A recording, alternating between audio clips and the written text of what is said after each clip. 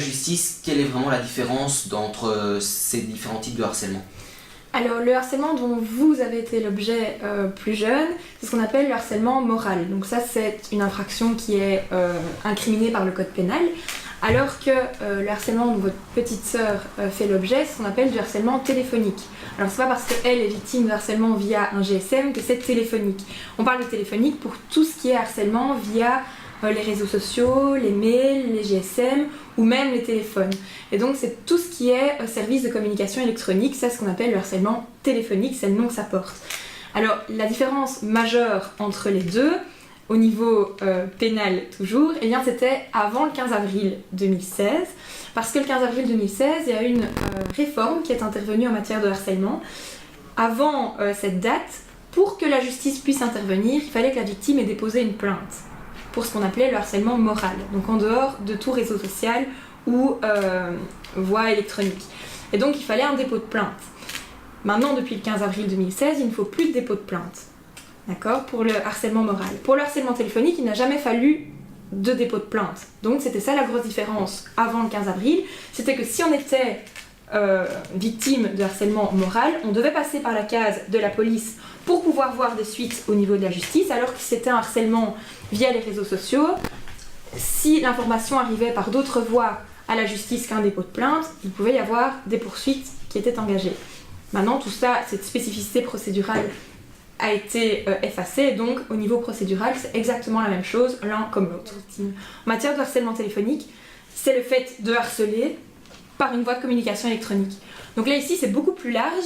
Et effectivement, à mon avis, c'est pour ça que ça a été libellé dans ces termes, parce que la justice connaît ses limites en matière de nouvelles technologies. Et donc ici, on a utilisé des termes très larges pour pouvoir englober les personnes, ne fût-ce qui par deux mails se rendent coupables de harcèlement. C'est pas un comportement répétitif, mais ça peut être considéré comme du harcèlement parce que c'est utilisé parce qu'il y a utilisation des réseaux sociaux ou d'une voie de communication électronique. Est-ce qu'il y a des services qui sont capables d'aider la personne par après à pouvoir s'en sortir de tout ça, qui sont mis à la disposition? Je sais bien que ce n'est pas spécialement par la loi, mais au moins par les services publics. La loi, elle a fait un pas vers les victimes en retirant la spécificité procédurale de devoir aller à la police. Parce qu'effectivement, que ce soit pour une personne harcelée ou la victime de n'importe quelle infraction, devoir aller à la police, on parle à une personne qu'on ne connaît pas, une personne qui incarne l'autorité qui est intimidante, dans une atmosphère anxiogène. Un commissariat de police, c'est quand même pas l'endroit le plus marrant qui existe. Et donc, fatalement, ça peut freiner toutes les personnes qui voudraient déposer plainte. Donc ici, la loi a retiré cet obstacle. Donc en permettant aux personnes victimes de harcèlement d'en parler des personnes de leur entourage, à un parent, un ami, ou à toute une série de structures. Il y en a de plus en plus qui sont mises en place en matière de harcèlement, que ce soit dans les écoles ou que ce soit en dehors des écoles. Il y a de plus en plus de structures qui permettent même, je pense, de recevoir les personnes de manière anonyme pour que ces personnes puissent dénoncer les personnes. Pour qu'il y ait une suite de la justice, il faut quand même que la plainte arrive chez le procureur. Oui, mais ici, même sans plainte, les informations peuvent arriver chez le procureur d'une autre manière. Donc un professeur qui informerait du harcèlement d'un des élèves, le procureur peut prendre ça en charge. Ou même un parent qui va déposer plainte pour son enfant mineur. Mais il faut évidemment, pour que le parent aille déposer plainte, qu'il soit au courant des faits. Parce que c'est ça le plus important en matière de harcèlement, je pense, c'est d'en parler. Mais c'est plus facile à dire qu'à faire, mais c'est... Oui, puis il faut qu'il sache à quelle porte il peut frapper. Oui. Ça se passe comme ça si l'auteur du harcèlement est un adulte. Oui. Si l'auteur du harcèlement n'a pas, 18 ans, je ne sais pas comment ça va. Alors, si on va commencer par les auteurs qui ont moins de 16 ans.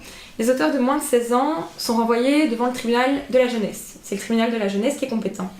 Et pour le tribunal de la jeunesse, ce ne sont pas des peines qui sont prononcées, mais des mesures. Donc les mesures, on a par exemple le placement en IPPJ. Donc, je vais peut-être expliquer ce que c'est l'IPPJ. Pour vulgariser, c'est une prison pour mineurs, une IPPJ. Ou encore, par exemple, des prestations, des travaux d'intérêt général.